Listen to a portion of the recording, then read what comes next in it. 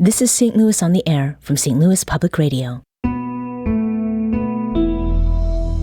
I'm Elaine Cha.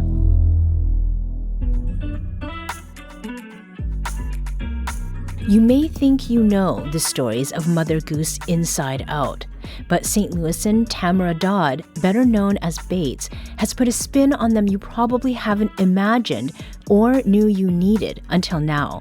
The longtime hip-hop artist and music producer's new album is titled The Terrible Tales of Mother Goose. It blends heartbreak, horror, and dark, moody beats to turn those familiar nursery rhymes into a project that's vulnerable and playful. It's an EP you'll want to hear with the lights off and on. And Bates joins us in studio to talk about it. Bates, welcome back to St. Louis on the Air. Hello, Elaine. Thank you for having me. Sure. So, Bates, you've been creating music for over a decade now. What does The Terrible Tales of Mother Goose mark in your career or your musical evolution through today? I think this is one of the projects, this is the project that defines the kind of music that I actually hear in my head, the music that I want to make.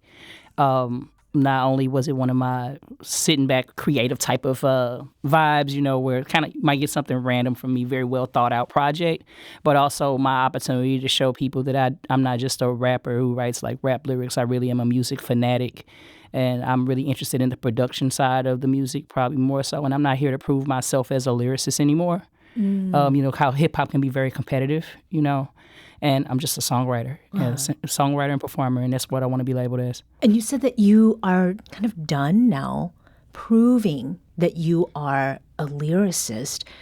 Are there, though, from past albums, things that you were, hearing in your head that are also present in this album, things that sort of tie the past to this present album? Absolutely. I think this is a full circle album from anyone who's listened to my previous projects. This is when you get to see the growth. And I didn't lose pieces of me, So when you hear albums like For Color Folk or Strange Woman or My Homies Is Dying, all that fierceness and that the street gritty side, that fearlessness is still there. It's just that I don't have to use the reason why. It's not like I have to prove it anymore. That fearlessness and stuff didn't come from competitiveness. That's literally part of my character. Mm-hmm. So it's good that people get to see that now. Several of the song titles on this latest album, which again is titled The Terrible Tales of Mother Goose, are twists on traditional nursery rhymes. And we're going to be listening to those tracks in just a few moments. But you'd mentioned concept. And it's pretty clear that there is one with this EP, even with the background you've just provided, or even without it. Did you set out to do that, or did it just come to be in your creative process? I think that, I'm a good horror flick buff, I love a psychological thriller horror flick, and I'm very into the visual aspect of what creeps people out or what is like, whoa, type of visual, even with the cover art done by Damon Davis, when 3D, I had a dream after a scary movie I was watching. I fell asleep on a scary movie called Jack and Jill. Oh, okay. And I woke up and was like, had the epiphany, like, you know what, it would be really cool. So I started looking up Mother Goose titles to see how far I could actually take it, what kind of twists I can apply. And by the time I got like 3 different titles in and I read the actual poems behind, the rhymes behind the poems, I'm like, oh, okay, this is a little dark in itself, if you look at the historical elements of the Mother Goose rhymes. Mm-hmm. And that kind of like created the excitement. So it was like, oh, well, now I have an idea, how about I just, shift myself into another direction, and I hit 3D up and let them know. So that's how you get songs like Lil Lamb coming out of that. That was the first one that he made specifically for the album. And maybe to tie two things together, we talked with you a couple months ago, and at that time, we had learned where Bates, your artist name, comes from. Mm-hmm. Remind us again the origin of that and how it's related to this current project. Yeah, I don't know what it is with me and this horror film thing. It's a thing. It's a thing. But originally Bates was Norma Bates, and I named myself during a time where creepy, scary names were actually cool, to have. So, but the Bates ended up being solely Bates because my friends and my colleagues were calling me just Bates for short. So people think it's a street on the south side or something like that, or a highway exit, or maybe they think it's my last name, but it's actually from the drop of Norma Bates. And me going with Bates for my career, making it a career decision, it was beneficial for me as a woman in hip hop to not be identified by Miss Bates or Miss Lyrical, so that guys would take me more serious and give me an opportunity to get on the stage. Mm-hmm. So that tie that I mentioned, is that part of the reason you felt like you needed to prove yourself because you were in like a male-dominated genre? I think that in hip hop, it's already inherently a competitive sport. So I don't think that it was because of it being a male-dominated genre. I think it's more so me proving myself as a rapper in general. Mm-hmm. Like I didn't really have the complex of being a woman when I first started. I started to learn through my experiences. That's when it started being like, oh, okay, I might need to market myself a different way in order to break through. Mm-hmm. So it was the market rather than what you were feeling yourself. Yeah, it wasn't really contention with male artists. Mm-hmm. Let's get to the music of The Terrible Tales of Mother Goose. This is Lil Lamb. I never asked for no favors, ain't owing you later. Ain't selling my freedom to slave it. Never been lit your gig. The set was by Sura, I promise you ain't no more skating. We heard the track you was playing, ain't catch out the word you was saying. That circle around you ain't say you was. Your lack of engagement's contagious. What y'all do for crowd is outrageous. Amazing these blatant complaints, how well they can fake it. The fall for fortunes and famous is craziness. Showing your face is courageous. Cause under that makeup and facial, there's anger and spaces. No angle can make a replace with a halo. No angel, no saints when the lights start to blow out our faces. It's too many layers. Footsteps of the David sis. None of them have been lazy sis. Toy made all them crazy hits. Certainly ain't no maybes. Blood, sweat, and displaced intent. Built all of these cadences. Vanity of all vanities. Draped in terms of conviciousness. Yesterday is tomorrow, but today we gon' follow. Pay the bank back the car note. In the present you hollow. So we need all them follows. Yesterday is tomorrow, so today we gon' follow. Godspeed till it's all gone. Mary had a little lamb. She thinks we don't give a damn. She calls them her little fam. That was Lil Lamb from Bates' latest album, The Terrible Tales of Mother Goose. The horns in the background of this has sort of the old big band jazzed feel, and then there's a storytelling element, goes from start to end. It is definitely tied to Mary Had a Little Lamb, nursery rhyme, and that originated in 1830 in Massachusetts, a long time away and some distance from where we are right now.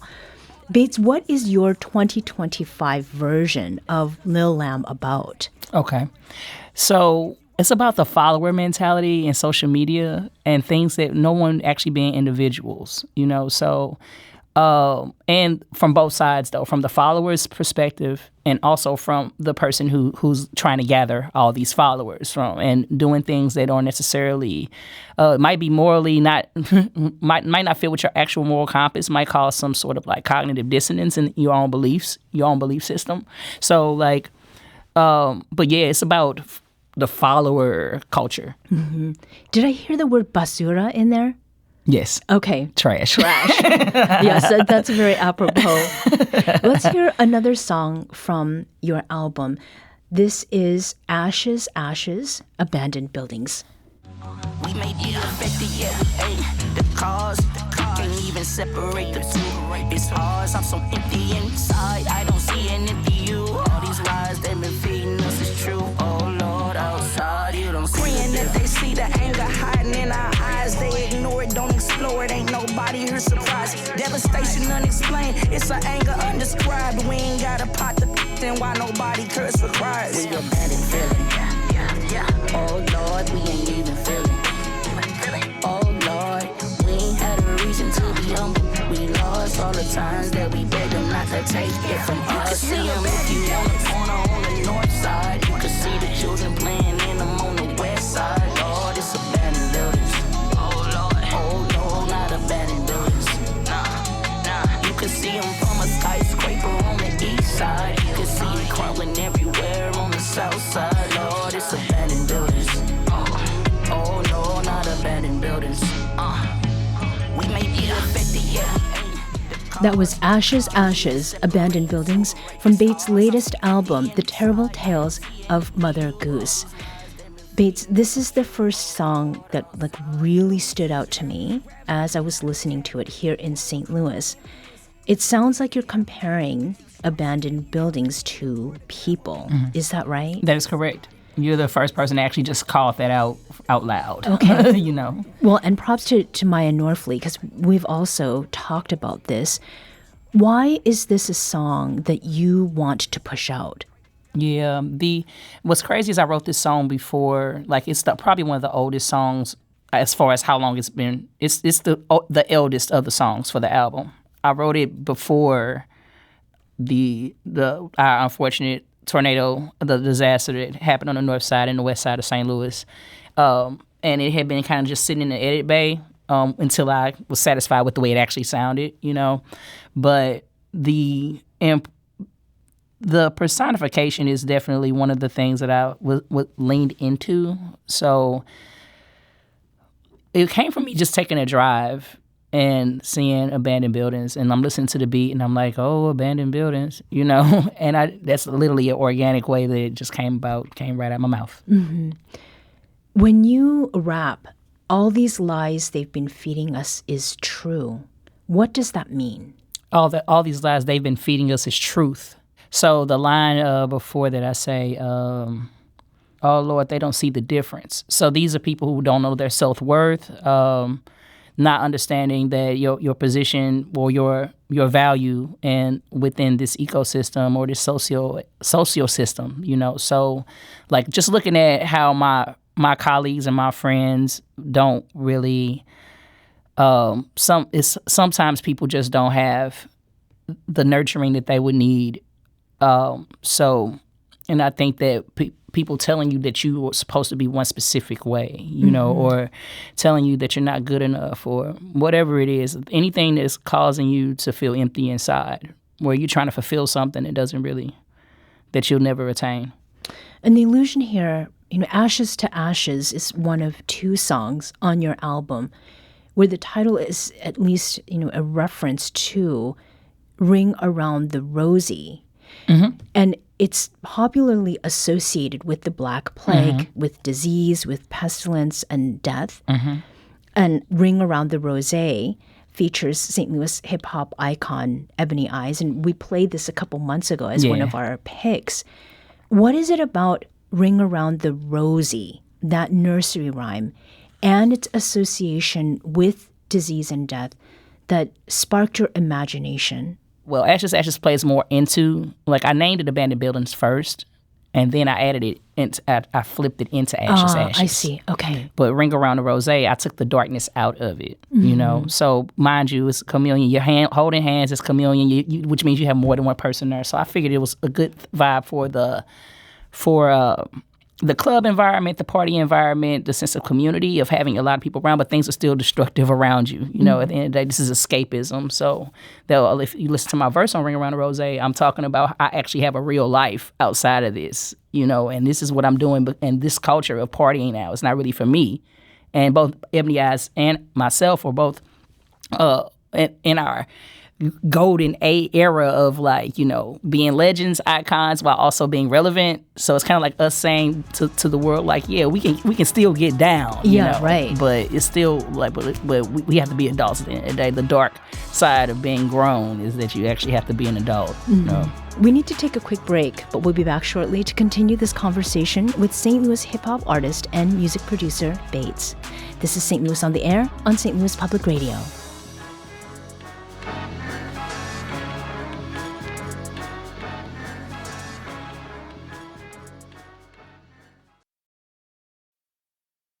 Welcome back. Let's return to our conversation with Bates, a St. Louis hip-hop artist and music producer. And we're going to do this with a little bit of music from her latest album. This is Georgia Porgia, a track from The Terrible Tales of Mother Goose. One finger in the air if you feel me. 2 fingers to the sky for the wheeling. Been in love by yourself, feeling love is a threat. It's a long way back when you're healing. Made a crack in my mask, see the real me. Baby, you ain't gotta ask what the dilly. I was owned by none, I was good by myself. Look how many took a shot and didn't get me. I don't love like the rest, she ain't know though. But my love could reflect through a photo. Now I'm sitting here a mess, trying not to be pressed, but the pain manifests when I'm solo. This ain't what was expected, know what I'll accept. You moved on to the next, wasn't that deep. You ain't feel what I felt, guess I earned every debt. Cause I didn't wanna believe what I've been seeing. Got me like, why, oh why, oh why? Did I even try to find a wife? Yo, you don't even love me like you said. Yo, why is this just a waste of time? Got me like, did I even try to find a wife? Yo, you don't even love me like you said. Yo, why is this just a waste of time? Yeah. Could've been in this for real, but you different, girl. In the beginning was winning, how we get here, girl. Baby, those feelings weren't real, where did we get lost? Falling in love comes with a cost. That was Georgia Porgia from The Terrible Tales of Mother Goose, the latest album from Bates. This song is obviously about heartbreak of a very particular kind because it's from the perspective of someone who wasn't even looking for love in the first place. And this track lays some stuff bare. That line, falling in love comes with a cost, is an example of that. Tell us more about Georgia Porgia, Bates. This is like one of my favorite songs I've ever written because it's so much like the music that I love to listen to. I am a really big R&B fan, even though I'm a hip-hop artist. I'm a huge R&B fan. I'm listening to R&B way more than hip-hop, like probably 90 to 10. Mm. And I had talked to Click Clack. Mind you, Click Clack's my best friend too. So God bless me with a really, really dope individual who's really great at textures. A lot of the album, when you hear those harmonies, that's his expertise. And even the piano solo on this song is also him. Oh. So the harmonies, the singer, the textures. But he shot me the idea. He's like, we could write a song about heartbreak, la da da da. And I'm like, okay. I was like, well, let me get you. We're gonna check out get a beat for it, you know. So working with him, he wrote a rap verse. I wasn't really expecting him to write a rap verse. I'm asking you to sing. Right. So it changed the angle that I would take it. But the fun thing about this song was I was listening to the beat. I was addicted to the beat for like weeks of me listening to the beat and not really having words yet. And so I was in the middle of going to link up with these guys, Teamwood Films. And and I'm singing, and I'm like, okay, well, that's cool and all, but if I take it up another octave, I was kind of playing around with the octave. So I know, since he's my best friend, that he can get up that high. Right. So, but nobody else around really knows how capable his voice is, you know. So when I sang it to him in response, his eyes bucked out his head real quick, like, hey, what you tricking? I say, man, you can do that. All you gotta do, let's practice a little bit. I swear in about 30 minutes, we had the whole song written. Okay. So yeah, it is from a perspective of someone who's had the heartbreak. Like, damn, I didn't even ask for that, you know. But yeah, that was one of my favorite records. He played the keyboard while I was writing my verse in my house, and then we went to the studio the next morning. Wow. Done. So his eyes were doing a little bit of the horror at first. Yeah, I spooked him a little bit, you know, but that's my best friend. I love him dearly. He's so talented. And this so is Click Clack. That's Click Clack. So talented. Bates, The Terrible Tales of Mother Goose is your first album since 2021, so there's been a little bit of time. And you mentioned the name of that album a little bit earlier, and that was the EP, My Homies Is Dyin'. You are an independent artist. You handle every step of your art production and the promotion of the final product. What happened during those years between these albums? So I wrote the My Homies Is Dying before COVID. And then so My Homies Is Dying didn't have a release party and stuff like that because I had to drop it.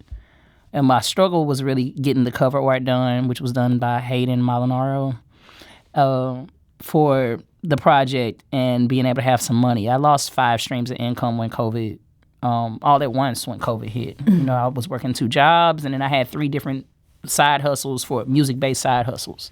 So since no one could be in the same room, I spent a lot of time hoping that things would move a lot faster. I think that in 2021, late 2021, I was like, well, if I'm not getting ready to be on stage and stuff like that, then I need to go back to school. So I finished my music degree. Mm-hmm.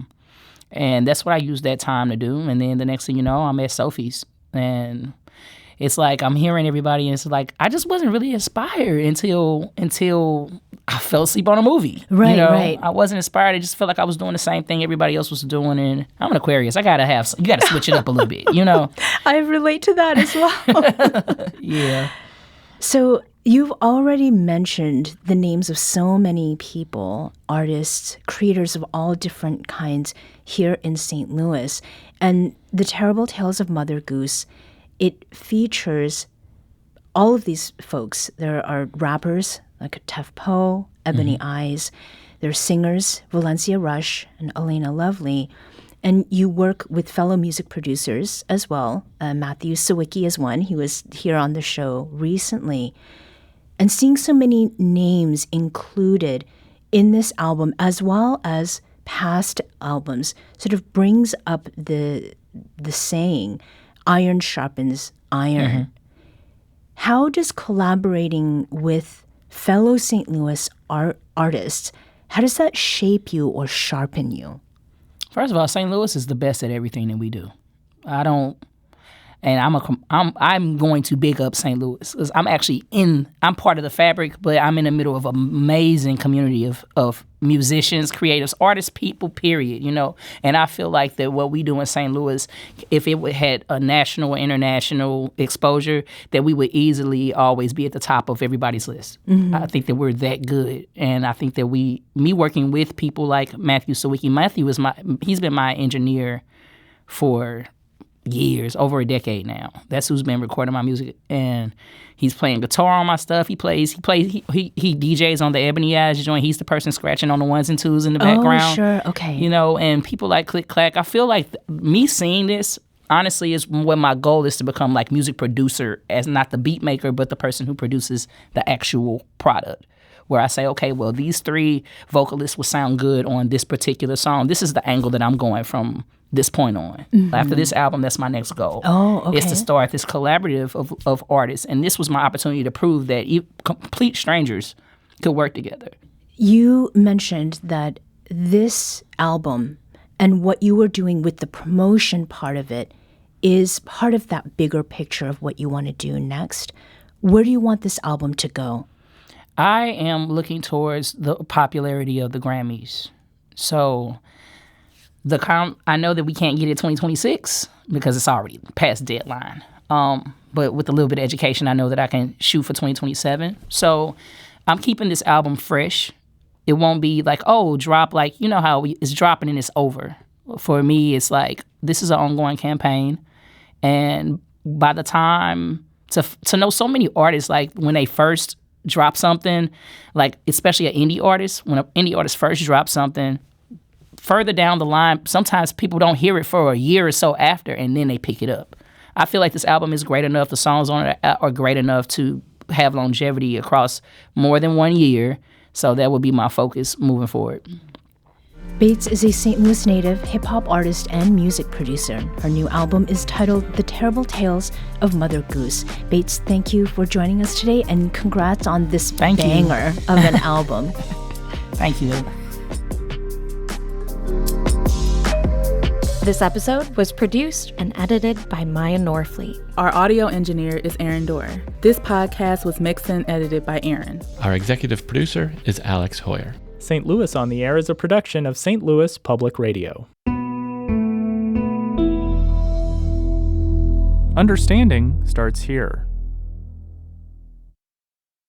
Do you find yourself regularly listening to episodes of St. Louis on the Air? Suggest us to a friend you think might enjoy our conversations, and leave us a review and rating on Apple Podcasts on the App Store. It's the simplest way to help people discover our show. Thank you. St. Louis Public Radio is a member-supported service of the University of Missouri St. Louis.